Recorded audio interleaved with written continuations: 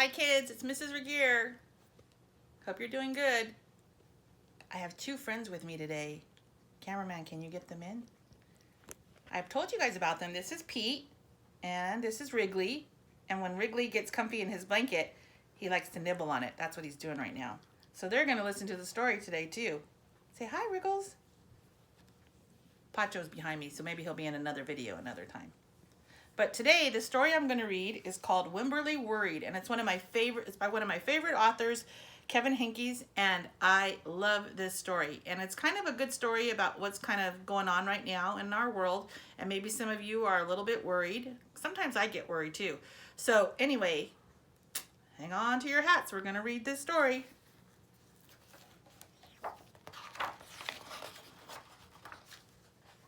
Wemberly worried about everything. And Wemberly is a little girl mouse. Big things, little things, and things in between. And in this, there's like little talking bubbles in the story. So the talking bubbles say, I wanted to make sure you were still here. Because she's going into her mom and dad's room. Wemberly worried in the morning, and she worried at night, and she worried throughout the day. You worry too much, said her mother. When you worry, I worry, said her father. Worry, worry, worry, said her grandmother. Too much worry. Can you see that picture?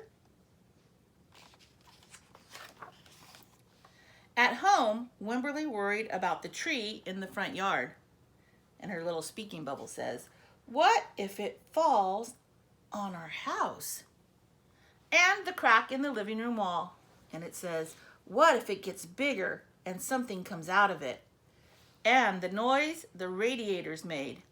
What if there's a snake inside?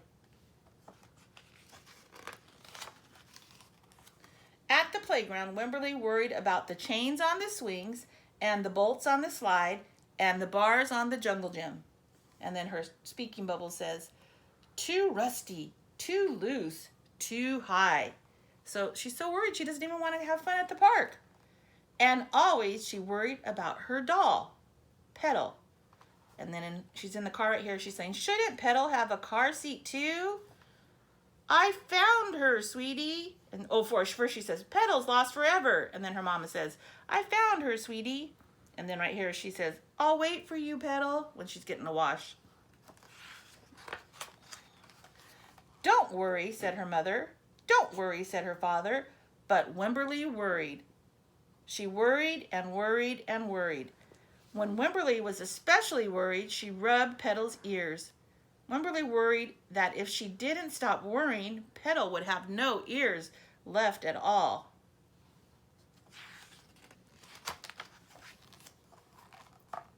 On her birthday, Wemberly worried that no one would come to her party. See, said her mother, there was nothing to worry about, because all of her friends are there. And then this little boy says, this is the best present ever. And she says, I wish I had my birthday today. But then Wemberly worried that there wouldn't be enough cake. On Halloween, Wemberly worried that there would be too many butterflies in the neighborhood parade. See, said her father, there was nothing to worry about. But then Wemberly worried because she was the only one. You worry too much, said her mother. When you worry, I worry, said her father. Worry, worry, worry, said her grandmother. Too much worry. Soon, Wemberly had a new worry. Wait, I have to read that again. Soon, Wemberly had a new worry. School. Wemberly worried about the start of school more than anything she had ever worried about before. And you see she's with her dad right there, and she's like, oh gosh, I'm going to have to go to school. By the time the first day arrived, Wemberly had a long list of worries. What if no one else has spots? What if no one else wears stripes? What if no one else brings a doll? What if the teacher is mean? What if the room smells bad? What if they make fun of my name? What if I can't find the bathroom? What if I hate the snack? What if I have to cry? Don't worry, said her mother. Don't worry, said her father. But Wemberly worried. She worried and worried and worried. And it says she worried all the way there. And the grandma's saying, have fun. While Wemberly's parents talked to the teacher, Mrs. Peachum, Wemberly looked around the room. Doesn't she look scared in that picture? Then Mrs. Peachum said, Wemberly, there is someone I think you should meet. Her name was Jewel, and she was standing by herself. She was wearing stripes, and she was holding a doll. Let's see, do we see her there? There she is in the picture. At first, Wemberly and Jewel just peeked at each other. This is Petal, said Wemberly. This is Nibbler. Nope, this is Niblet, said Jewel. Petal waved. Niblet waved back. Hi, said Petal. Hi, said Niblet. I rub her ears, said Wemberly. I rub her nose, said Jewel. They kind of have something in common, huh? Throughout the morning, Wemberly and Jewel sat side by side and played together whenever they could. Petal and Niblet sat side by side too. See, they're like building blocks together. Wemberly worried, but no more than usual, and sometimes even less.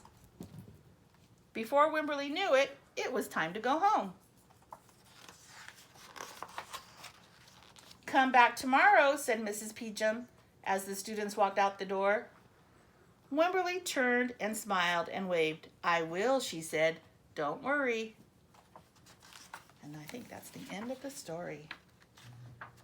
And then there she is with her mom and dad and Petal, and she's not worried anymore.